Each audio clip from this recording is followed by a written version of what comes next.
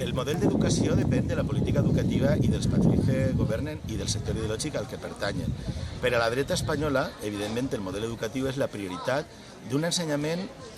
privat però subvencionat, de manera que puguen anar les classes socials que accedisquen a la privada concertada i la privada d'èlite, però també hi hagi una escola pública assistencial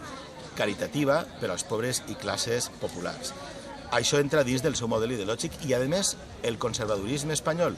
i el neoliberalisme, que també té la dreta espanyola, se combinen en aquest model. Per altra banda, les forces progressistes tenen el referent de la universalització del dret a l'ensenyament públic, gratuït, i per tant creuen que la xarxa principal deu ser la xarxa pública, que deu ser garant d'igualtat social i que a més deu de garantir la pluralitat ideològica i també la realitat cultural i lingüística en aquelles comunitats i nacionalitats que tenen una diversitat. Evidentment, la pública ha tingut un suport de les forces progressistes i el model encara està per arribar als seus objectius, és a dir, que no hem acabat de completar un sistema públic de qualitat. Això serà possible si les forces del PP cauen després d'aquest període negre de la història d'Espanya, perquè si continua el PP governant serà molt difícil que el model d'escola pública prioritària pugui sobreviure.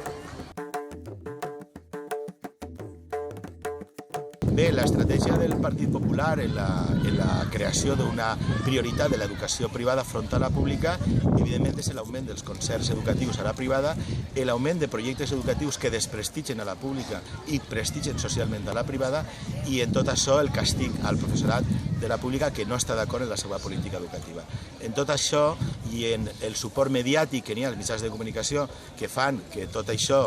hi hagi un gran desconeixement, i lleis educatives d'àmbit estatal com la llei de Wert, que el que pretén és pegar-li la volta i beneficiar a l'ensenyament privat front al públic, en tot aquest projecte el que farien és que durant uns anys se pugui impulsar l'ensenyament privat, acceptant la població que això és el més important i més interessant, econòmica, social, políticament, i que la pública pugui tindre un caràcter complementari i supeditat a la vertebració de l'ensenyament privat en Espanya. Això és una de les barbaritats, igual que el nazisme tenia 4 o 5 qüestions que difonia la població alemana s'ho creia per a justificar el règim, diguem que